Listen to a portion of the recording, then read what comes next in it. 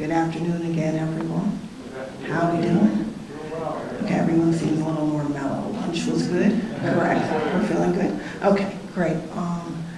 So this is always interesting. I don't know, I tend to do it a little differently every time, but let me start by saying this. Certainly the CEO of the City of Boston, Mayor Walsh, early on decided that he would tackle something that a lot of people have not tackled before. He felt as he was campaigning and talking to different people that the issue of race and equity and diversity and inclusion and looking at the city from the lens of how the city could best represent the people that we serve was at the forefront of his agenda. And so this office that we are now a part of and part of this network was created to help advance that work and to advance the agenda. I am very, very humbled, and it kind of blows me away sometimes that he would pick me and the team that we're with to actually advance this work, and so I'm grateful to him for choosing this team to work on such a sensitive topic. He is also one who has decided to take this more into dialogue form and to looking into how communities and neighborhoods and people who may not always be at a table get to speak about these matters and issues in such a way where we can try to impact change and make a difference. And it's just been a wonderful journey. So in term 2, we're excited that he has decided to continue to move the needle, that he has decided to keep the ball moving on race matters and equity, and that he has been bold enough and courageous enough to say that when I don't know something, that's why we build a network, and that's why we have a team of people that we can lean on to move this needle forward. And so apparently he is in the room. Hello, sir. So if you would join me in welcoming the CEO of the City of Boston, Mayor Martin J. Walsh.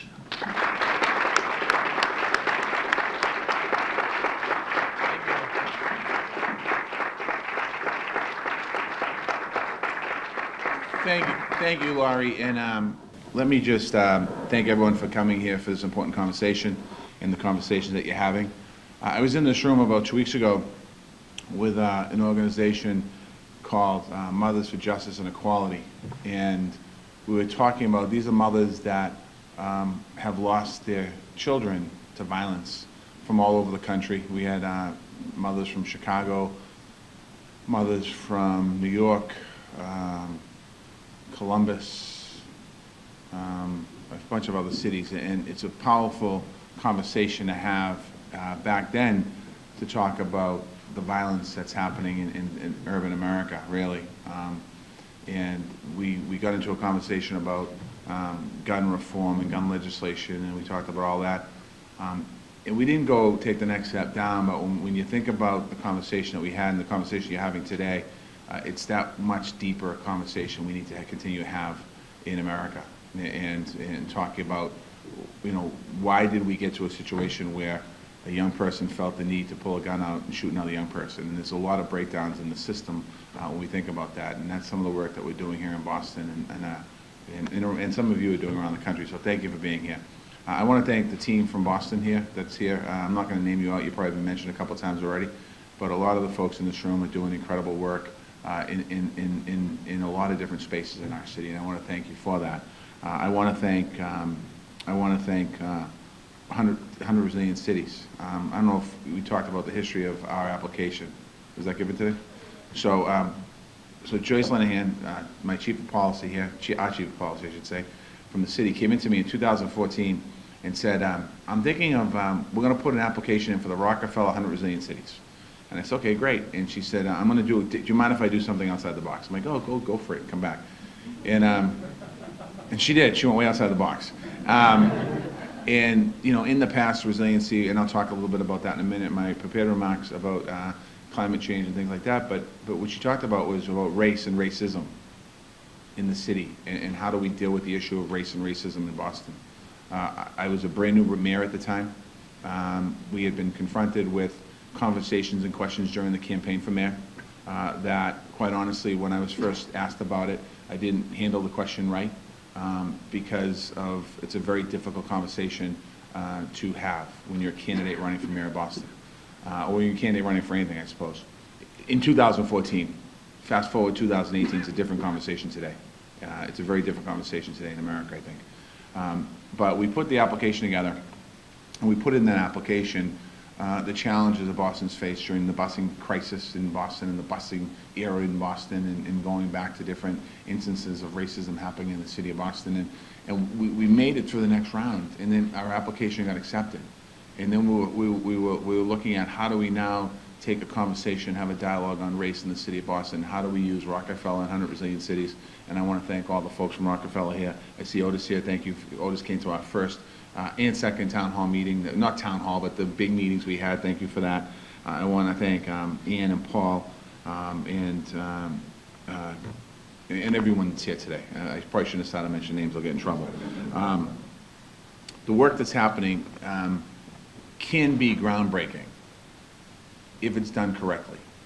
I'm not saying it's groundbreaking because it's not groundbreaking. The groundbreaking comes if we are successful in having these dialogues and these conversations. Then we can say it was groundbreaking work, and I think that that's something that's really important. The concept of resilience is a powerful one. It resonates with every aspect of city life and planning in our city and what we do in our city every day.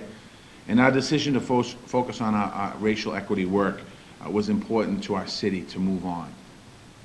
And to move forward, really, not move on, move forward. It's something that's important. I grew up in Boston and Dorchester during, I guess, when busing came in.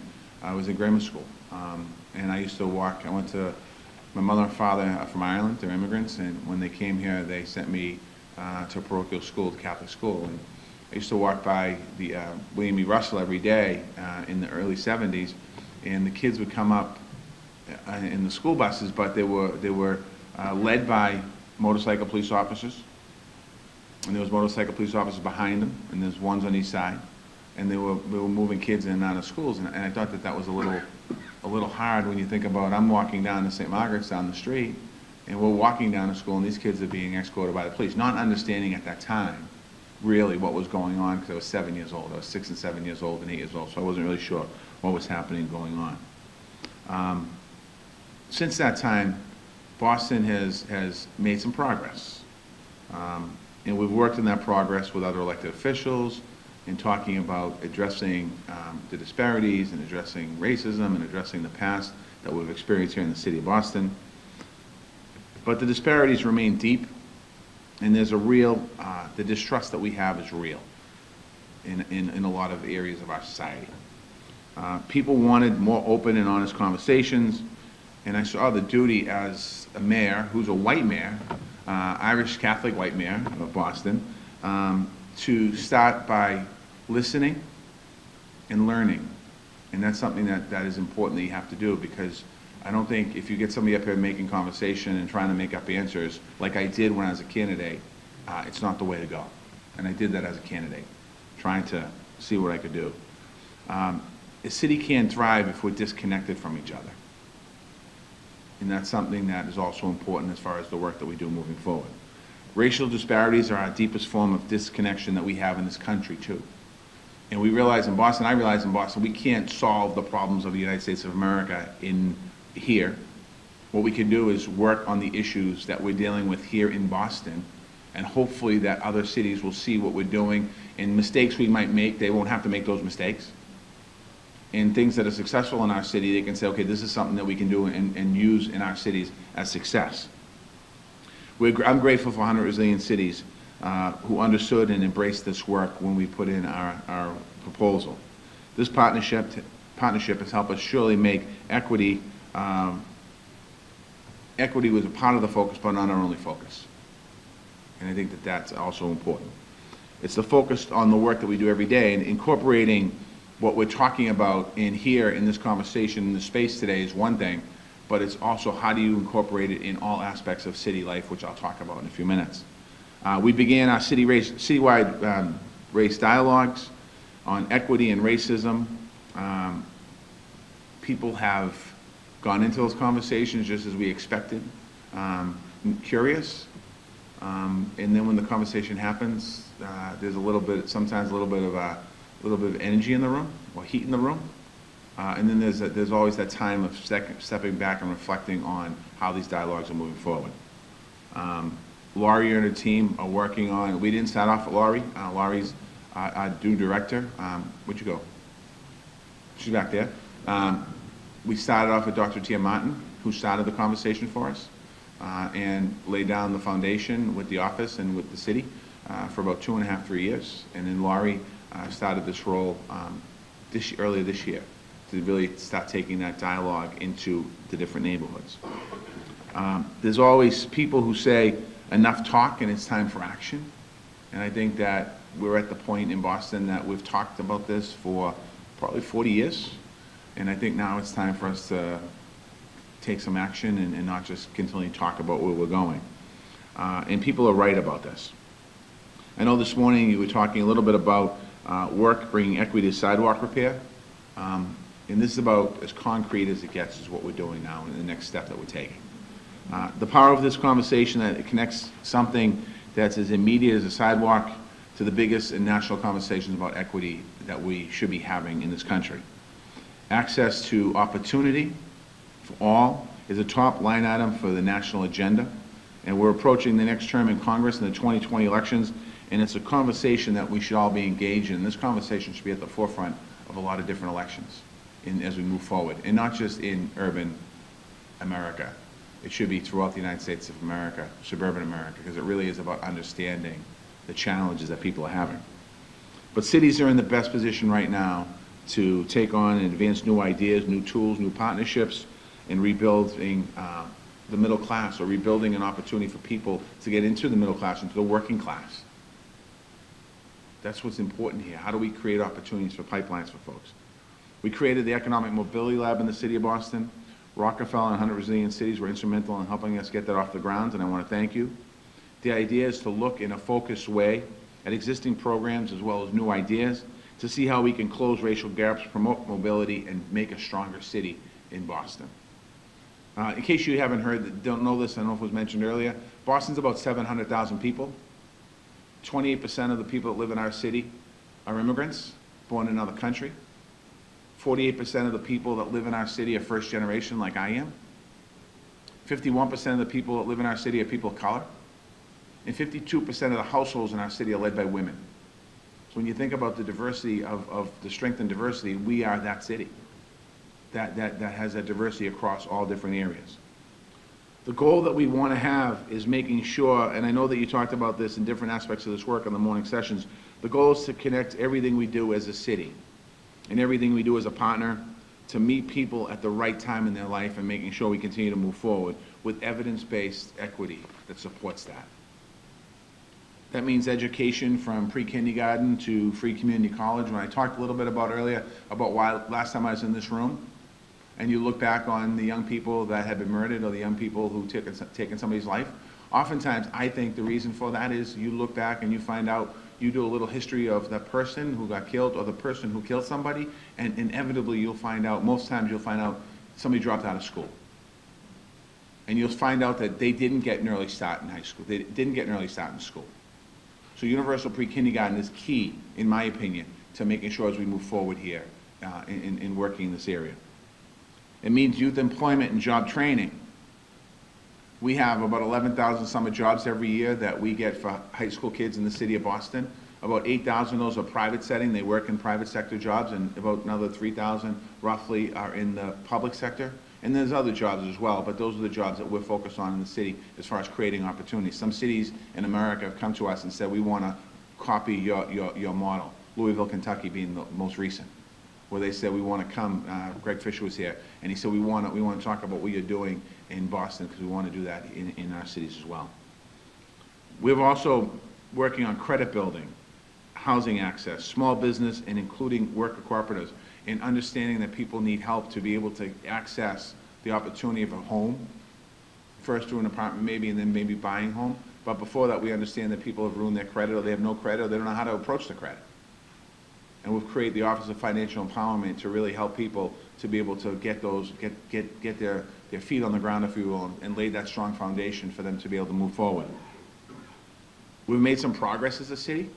A recent report found Boston the #1 in economic mobility for African Americans, and we're in the top 10 for Latinos. But unfortunately, being the best right now the standard isn't high enough. So we can acknowledge some gains, but we also can't hang your hat on it saying, oh, we're great, look at us. There's some more work that we have to do.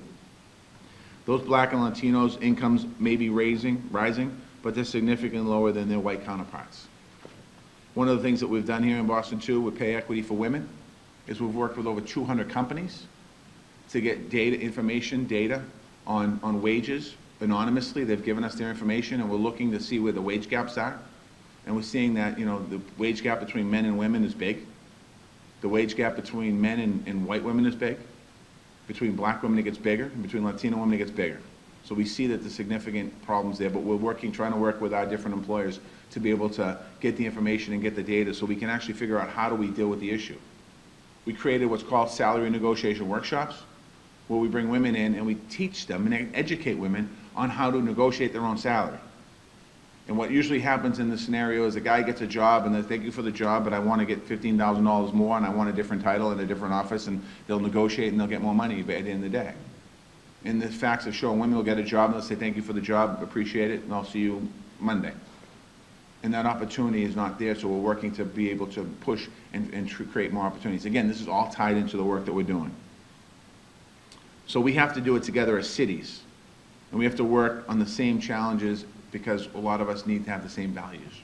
So the work that's being done here today is so important to have these conversations across the cities. Finally, I want to go back to the definition of resilience that many people are thinking about right now. In our environment, our climate. Boston is proud to be one of the national leaders on both climate action and climate adaptation. When the White House pulled out of the Paris Agreement, we helped cities who stayed in. We worked with anyone from LA here, with Eric Garcetti. We worked with Eric, and we moved forward, and I think 265 mayors signed on. We probably had more involvement in Paris after they pulled out than we did when we went into Paris. But Eric was one of the leaders in that and led the charge, still is, and led the charge on that. We believe 100% in the science of climate change, but our leadership goes beyond data. The award that we won at the Paris conference was for community engagement, about getting involved in the neighborhoods. I want to thank this conversation that we're having to all our resilient partners and understanding that whenever we talk about something, equity is at the core of our conversation. We are a coastal city in risk of major flood damage. We saw it in New York in Superstorm Sandy. We saw it in New Orleans in Katrina. We saw it in Houston with Harvey. We saw it in Puerto Rico. We saw the devastation that those storms caused. We also created a vision for a resilient Boston Harbor. I launched it a couple weeks ago at the Chamber of Commerce, the business group in Boston. I felt that's the best place to start it because their assets are important, and they realize that if they're going to build and grow in the city, they better pay attention to this. And they opened arms and they accepted what we had to say. So it's a plan for new and improved open spaces along our shoreline that also protects us from sea level rise and flooding. So when you look at it, when it's complete, it'll be a beautiful park, 140 acres throughout the city of Boston. But under that park is resiliency to protect our shoreline from sea level rise. These are going to be parks and beaches and trails. They're going to reconnect people to the waterfront. They're also going to help us plan to find more equitable access to our waterfront residents, and also protect lower income neighbors and public housing developments equally along the path. Something that when the flood happened in Houston, anyone from Houston here? Mayor Turner was a brand new mayor of Houston. And he called me, he didn't call me, I called him, and we sent down some supplies to him. And I talked to him afterwards, and he said it was amazing. It was sad seeing his city underwater and the water not going down. And a lot of the poorer families were the ones most affected by it, just like Katrina in New Orleans. When you think about these floods, it's often the poorer neighborhoods and the poorer families that get hit the hardest. Our resiliency plan protects our neighborhoods in the city of Boston. It protects the areas of Dorchester and the South End and Roxbury. And those are areas in the heart of our city. We can literally, after we're done with this, we're literally going to be able to knit our neighborhoods. We're going to have better connectivity in our neighborhoods where people are going to be able to walk those same neighborhoods I just mentioned, be able to walk. You can walk through them now, but you're crossing streets and going over intersections and you're jumping over highways. But this is going to connect all of our city streets in together so people are able to walk through our city and access our waterfront from anywhere in the city of Boston if they want to. It's going to be a healing and a unifying project as we move forward. Another example of how transformative this conversation can be about resilience, it's another way that cities like Boston and cities joining us today are able to make a different course for our country and a different course for the history around equity. I want to thank you for being here today. I just want to say one more thing. We can get caught up in the national conversation, and I think we have to be part of the conversation. But just remember this, when you go back home, your cities can lead the conversation around equity. Your cities can lead the conversation about resiliency. And I think it's important that you talk to your governments about making sure they intertwine it in every aspect of your government. I have a meeting every Friday, it's a cabinet meeting. At the cabinet meeting, we have every department there, every chief there, from economic development, police and fire, to health and human services, to policy, to housing, and having those dialogues and having those conversations so people each understand. And I've noticed in 5 years now, the conversation that might happen on one side of the table is making its way over to the other side of the table.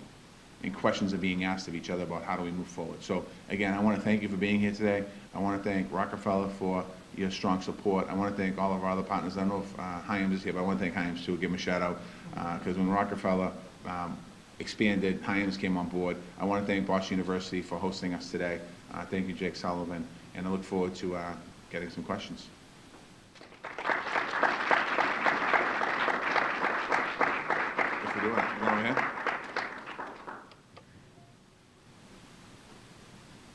And I want to thank all the cameras in the room. There's a lot of cameras in here today. Hi, Mr. Mayor. Thank you so much for hosting us today and this week. How do you make sure that this critical work is institutionalized in everything that is happening in the city? Great question. I think the first thing is that you make sure that it's incorporated in the budget. You make sure that it's incorporated in departments. You make sure that, first it starts at leadership, so when I'm not here anymore, you want it ingrained in city government throughout different departments. And I think that you can't just create an office of saying that, I'm going to have this office over here, and then a new mayor comes in, a new administration comes in, and all of a sudden that office is gone. You ingrain it into city government, and you ingrain it in every single department that you have. I think that's the best way I think you do it.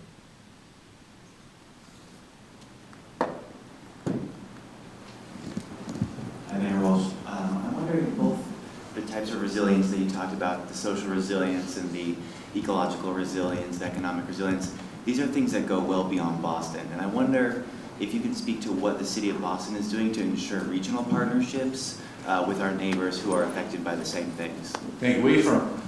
MIT. Okay. Where do you live, though? What part of it? I live in West Cambridge now. West Cambridge, okay.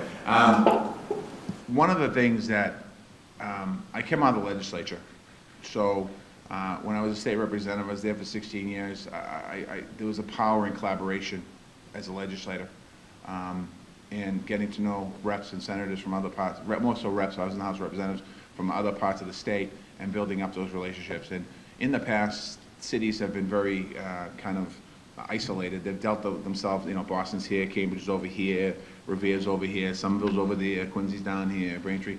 And when I took over as mayor, I served first of all, some of the mayors that are mayors were state representatives, so there's a natural relationship there. And really thinking about, it has to be regional. When I think of Boston, and I think of Boston's economy, use the Boston economy alone, we're 700,000 people, we're $3.2 billion a year budget. When I go to a conference and I sit with Eric Garcetti and he starts bragging about how he's the second largest city in America and Bill de Blasio is the largest city in America, and I start thinking about the power of regionalization. And if you look at our region, we're 2.2 million people if you go regionalization, greater Boston area. What we do in the city of Boston affects the connections. So whether it's housing or economic development or climate resiliency or all the different conversations we're having, we are having these dialogues. And I've noticed it. We just launched 3 weeks ago, we launched a housing plan in the greater Boston area to create 185,000 units of new housing by the year 2030. I was sitting on a panel at the aquarium a few weeks ago with the mayor of Lynn and the mayor of Salem, who are waterfront communities, talking about resiliency and sea level rise in their communities and how it impacts their communities. And they don't have a waterfront that's developed like ours. They want to develop their waterfront, and they're looking at mistakes that we might have made in Boston by not preparing resiliency in the waterfront, that they can make resiliency in the waterfront. So that's about collaboration, having conversations and not being afraid to share and realizing the impact that it's a regional approach. It's not a city of Boston approach, it's a regional approach. And how can I learn from my colleagues around, and how can my colleagues learn from us? You have to have that conversation, you have to have that dialogue. You know, we might not collaborate per se with Springfield on housing, but we do have to collaborate with Springfield on carbon reduction. You know, I think it's important. We might not collaborate with Holyoke on whatever it is, but we have to collaborate with Holyoke on violence, youth violence. And how do we combat with some ideas on combating youth violence, which inevitably leads to another conversation.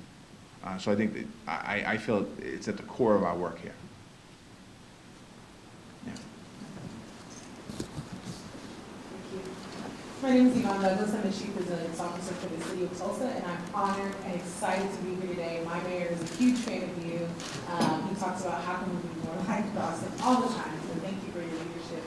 And the question I have for you today is, with such a strong stance on racial equity, and as you said, being a white male mayor, what type of pushback have you got from both white communities as well as from communities of color?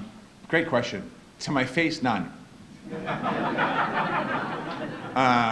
You know, I'm sure there's a lot of pushback behind my back, but everywhere I go, I talk about it. So if I have a fundraiser, a local fundraiser in a neighborhood, I talk about it. If I have a fundraiser and everyone in the room is a white person, or most of the people, you know, 90% of the people in the room are white people, I talk about it.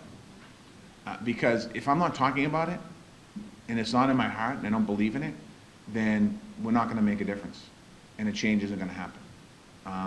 I think on the side of communities of color, I think it's an interesting dynamic. I think that older people don't seem as engaged, and correct me if I'm wrong, in the conversation as younger people.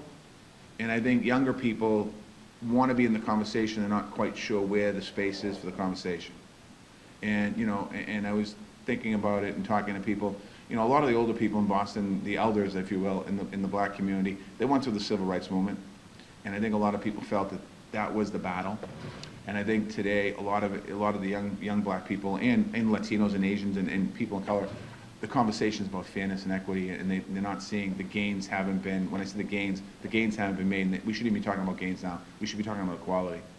We're talking 50, 60, 70 years later, and we're still talking about shortfalls and problems we have. So we're not getting pushback anywhere. I think the big issue we're going to have is how do you get involved in the conversation? And, you know, when we had our second town hall meeting was at Northeastern, right? And a young person got up, was Latino, he's actually a principal of one of our schools, and he said, a woman got up and said, this conversation shouldn't be happening here, it should be happening in Roxbury about racial equity and about racism. And I didn't get into a conversation back and forth with the person, but I didn't agree with that, because I think the conversation needs to happen in white neighborhoods. We need to have the conversation about racism in white neighborhoods. Because a lot of people don't understand, you know, well, what's everyone complaining about? This is the civil rights movement, you know, everyone's on the same page today. No, we're not. We're on very different pages. And I think people need to understand what that means, different pages understands.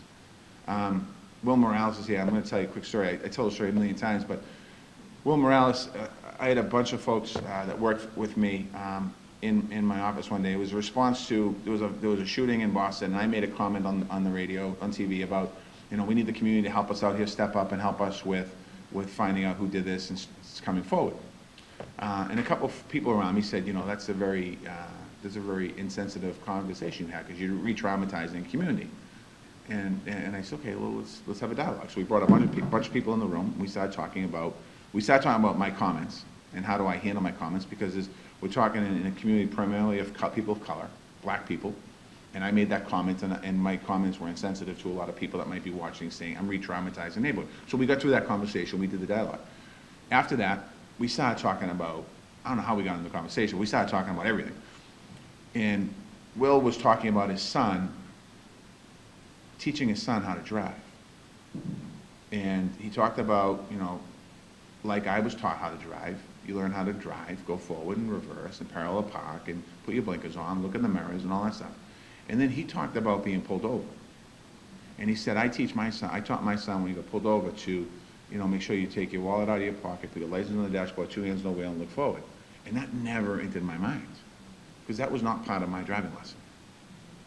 And I thought to myself, there is such a disconnect in understanding really what some of the challenges are of equity. It really is, and getting to that point that we are truly understanding each other. So I think that, I know I'm going way beyond the question, but I do think it's important that we continue this conversation.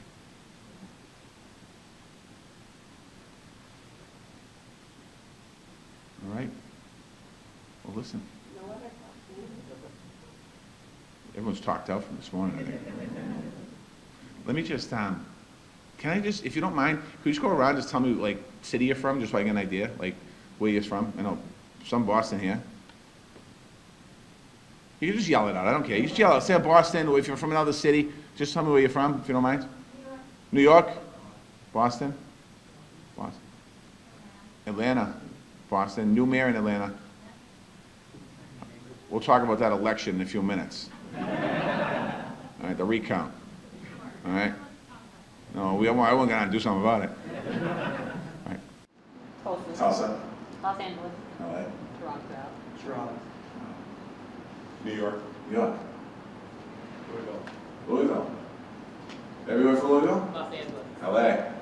Manchester in the UK. Oh, Manchester. Are you a United fan or are you a City fan? United? Oh, I'm sorry. I'm sorry. This here. Seattle. Seattle. How's your new mayor doing? Yeah. Seattle. Seattle. Boston. Boston. Way back, Boston. I know some Boston back there. All right. Well, listen, anyone else from any other cities that are here? Well, thank you for coming. And every city that has been mentioned today, I think that your cities are working on the issues. You know, I've worked with Atlanta in the past. I've worked with certainly Louisville. I've worked with Tulsa. I've worked with LA, Eric very much so, New York. Your mayor is brand new, so we're just getting to know each other. Your old mayor, Murray, we came in together at the same time. You know, we have these conversations, these dialogues that when we get together at the U.S. Conference of Mayors, whether it's in D.C. or leadership meetings or when we have the conference, inevitably these conversations come up. We were just in Columbia, South Carolina with Mayor Stevie Benjamin a couple weeks ago. He's the leader, he's the chair of the U.S. Conference of Mayors this year, and you know, we were at one of the hotel that he had us. There's about 40 mayors, I think, there, and inevitably this conversation comes up about equity and race, and we tie it into what's happening on a national level, but we also come back to saying that the impact can be made locally, and all it takes is one city in this room to do something about it, to be able to share best practices and share ideas. And that's what we do as mayors. That's what we do as cities. That's what we do as city councils. That's what legislatures around the country do. They take ideas from each other and they use best practices. So I just continue to have these dialogues, continue to have, you know, these conversations, and hopefully we can continue to move forward as a city of Boston, but also as a country. Thank you.